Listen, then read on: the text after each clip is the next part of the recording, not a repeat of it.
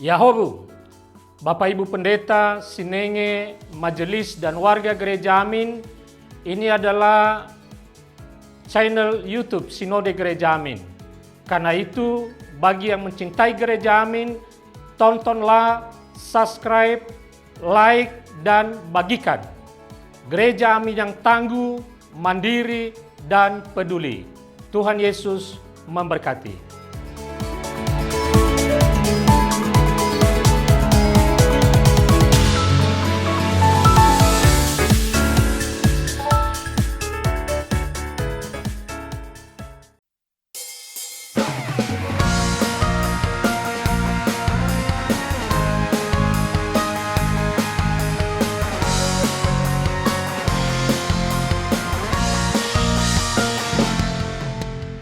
Halo adik-adik, jumpa lagi bersama Kak Valen dalam acara Renungan Kidi. Ya, gimana kabarnya hari ini adik-adik? Pasti semua dalam keadaan sehat ya. Semoga semua dalam keadaan sehat. Oke, kita mau baca firman Tuhan hari ini. Sebelumnya kita berdoa dulu adik-adik ya. Mari kita satu dalam doa.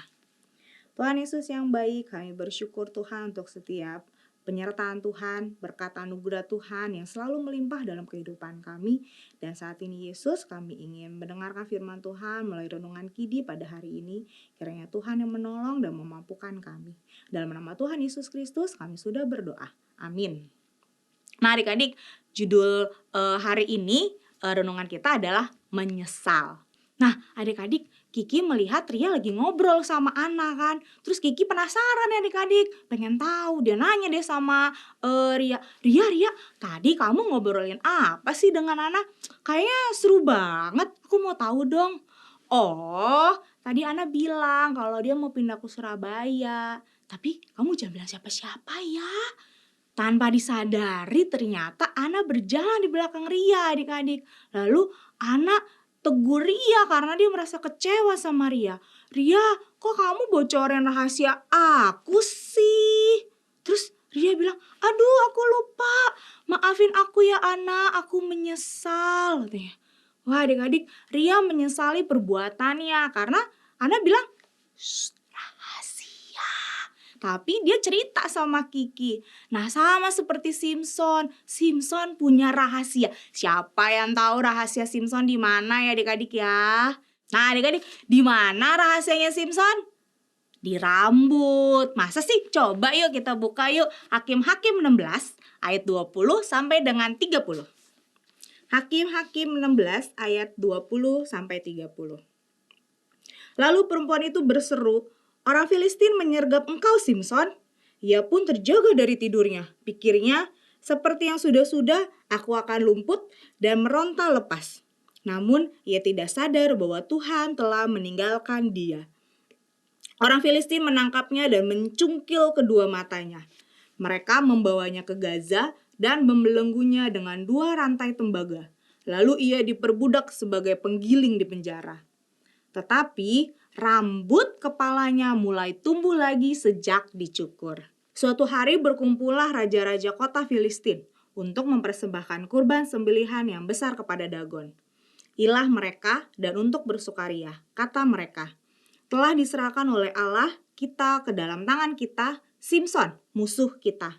Ketika orang banyak melihat Simpson, mereka memuji ilah mereka sambil berseru, telah diserahkan oleh Allah kita ke dalam tangan kita musuh kita, penghancur negeri kita, yang menimbulkan banyak korban di antara kita. Ketika hati mereka riang gembira, berkatalah mereka, panggillah Simpson untuk memberi hiburan bagi kita. Simpson dijemput dari penjara dan ia memberi hiburan di depan mereka. Kemudian mereka menyuruh dia berdiri di antara tiang-tiang. Berkatalah Simpson kepada anak yang menuntun dia, lepaskan aku dan biarkan aku meraba tiang-tiang penjaga rumah ini, supaya aku dapat bersandar padanya. Rumah itu penuh dengan laki-laki dan perempuan. Semua raja kota Filistin ada di sana. Dan di atas sotoh ada kira-kira 3.000 laki-laki dan perempuan yang menonton hiburan Simpson. Lalu berserulah Simpson kepada Tuhan, ya Tuhan Allah, ingatlah aku dan buatlah aku kuat sekali ini saja ya Allah, supaya dengan satu pembalasan saja kubalas kedua mataku itu terhadap orang Filistin. Kemudian Simpson memegang kedua tiang yang di tengah. Penyangga rumah itu lalu bertopang pada tiang yang satu dengan tangan kanannya dan kepada tiang yang lain dengan tangan kirinya. Berkatalah Simpson, "Biarlah aku mati bersama orang Filistin ini." Lalu ia membungkuk dengan sekuat tenaga sehingga robohlah rumah itu menimpa raja-raja kota itu dan seluruh rakyat yang ada di dalamnya. Yang mati dibunuhnya pada waktu ia mati lebih banyak daripada yang dibunuhnya pada waktu ia hidup. Nah, adik-adik, ketika kekuatan Simpson menghilang, orang Filistin dengan mudah menangkap Simpson dan mencungkil kedua matanya. Nah, suatu kali raja-raja Filistin dan 3.000 orang berkumpul di sebuah gedung untuk mempersembahkan kurban kepada dewa Dagon. Dalam kelemahannya, Simpson meminta kekuatan dari Tuhan untuk merobohkan tiang rumah itu. Roboh nggak adik-adik? Roboh ya adik-adik ya. Robohlah rumah itu dan matilah orang-orang yang berada di dalamnya termasuk Simpson sendiri.